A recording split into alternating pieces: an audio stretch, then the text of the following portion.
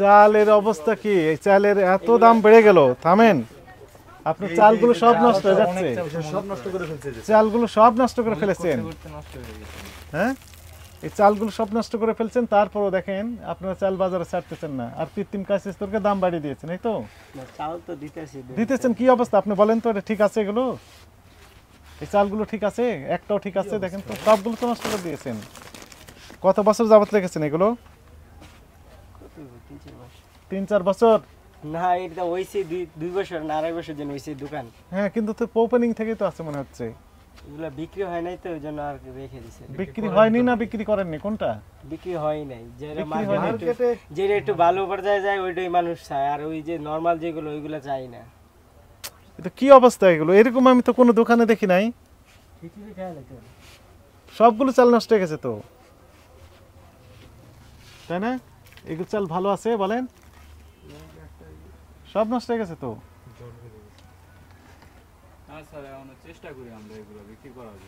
মানে কিভাবে চেষ্টা করেন? দাম বেশি যায় বসে থাকেন? মানে দাম বেশি চেয়ে চেষ্টা করেন যে দেখি বিক্রি হয় কিনা। সব চাউল তো নিচে না? হ্যাঁ, নিচে এগুলো সব, এই সবগুলো নষ্ট হয়ে গেছে। এটা কি চাল ছিল? মাকড়াসের জাল বেঁধে গেছে। চলেন,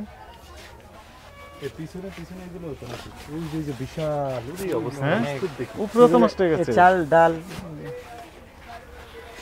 এগুলো ইঁদুরে খেয়ে ফেলেছে। এই যে চালেরটাও দেখা লাগবে, চলেন। নিচে এগুলো এগুলো তো চাল সব নষ্ট হয়ে গেছে। চলেন,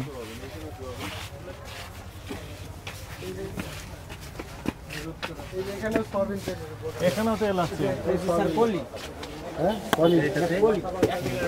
এগুলা এই যে 1 লিটারের পলি, এগুলো যদি মার্কেটে ছাড়তে কিছুটা হইলেও তো মানুষ স্বস্তি পাইতো।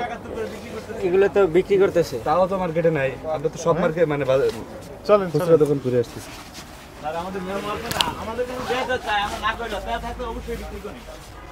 তেল থাকলে বিক্রি করেন, কিন্তু চাল থাকলে বিক্রি করেন না। কই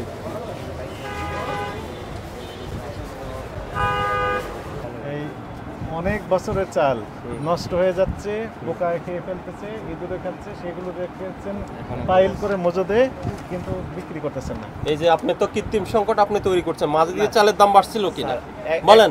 দাঁড়ান, আমার মাঝে দিয়ে চালের দাম অনেক বেড়ে গেছে না? চালের সংকট, চালের দাম বেড়েছে। কেন বেড়েছে?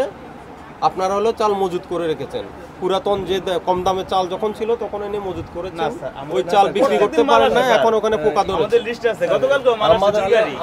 আমাদের ক্যামেরাম্যানরা তো এই রেকর্ড নিয়ে আসছে। চালটা হচ্ছে যেগুলো বিক্রি হয় নাই, মানে এইগুলা যেগুলো আমরা দোকান শুরু করার সময় অথবা মনে করেন কিছু কিছু প্রোডাক্ট এনেছিলাম, তো ওইগুলার চাহিদা আর কি কাস্টমার নেয় নাই, সেজন্য জাস্ট পরে স্যার নষ্ট। আপনি প্রথম বলেন বিক্রি হয় নাই, পরে আবার বলেন কাস্টমার নেয় নাই, মানে আপনি বিক্রি করেন নাই। কোনটা?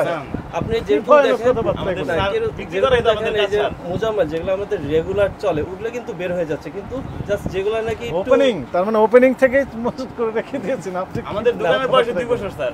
আমরা তো পুরো অন্য জায়গায় ছিল যে, হ্যাঁ, অন্য গোলশন দিতে এখন আছে, আরো 10 ওইখান থেকে তো নিয়ে এসে রেখেছেন এখানে পাইল। আর না হলে আমরা ব্যবসা করি নাই নতুন। আপনার আমরা আমাদের এই নাম্বার প্রফেশনাল স্টোর আছে, ওটা অন্য দোকান স্যার। মানে আপনার আরো আমাদের দরকার ইন্ডিয়ান ডিলার মোহনা ওনার আপনি ওই চালটা একটু দেখেন, ভয়ানক অবস্থা, মায়া লাগতেছে।